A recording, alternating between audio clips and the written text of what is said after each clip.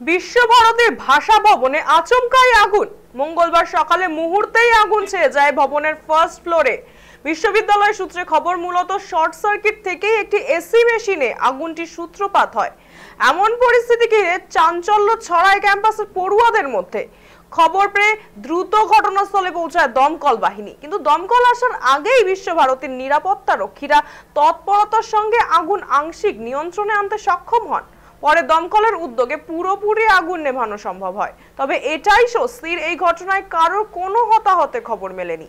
পাশাপাশি ভবনেরও বড়সড় কোনো ক্ষতি হয়নি।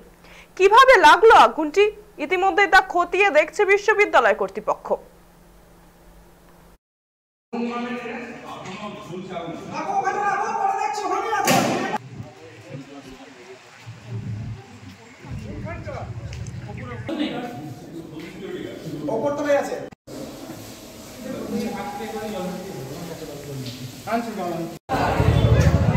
আমাদের নবীন বরণ ছিল, তো নবীন বরণের দিন হঠাৎ করে সকালবেলা এসে দেখছি এই অবস্থা।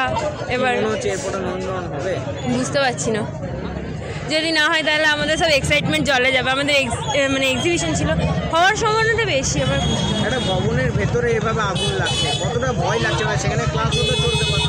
এবার সম্ভবত শর্ট সার্কিট থেকে হয়েছে। তো আমাদেরকে খবর দেওয়া মাত্র আমরা তড়িঘড়ি আমাদের ব্রিগেড ভেহিকেল MP 397 নিয়ে আমি উপস্থিত হয় এখানে আমাদের ক্রু নিয়ে। এবং এখানে আমরা যখন G+1 মানে অ্যাকচুয়ালি ফার্স্ট ফ্লোরের আউটডোরে যেখান থেকে এসি সার্কিটের নির্গত হয়েছে আউটডোরে, সেখানে আগুনটা লাগে। এখানকার যিনি সিকিউরিটি ছিলেন রামবাবু, উনি প্রথমে এক্সটিংগুইজার চার্জ করেন। এক্সটিংগুইজার চার্জ করে আগুনটাকে কন্ট্রোল করেন। তা সত্ত্বেও কিছুটা ধোঁয়া উঠছিল, আমরা দেখি এবং পর্যবেক্ষণ করে আমরা পুনরায় আবার DCP চার্জ করি এবং আগুন আমরা নিয়ন্ত্রণে নিয়ে চলে আসি।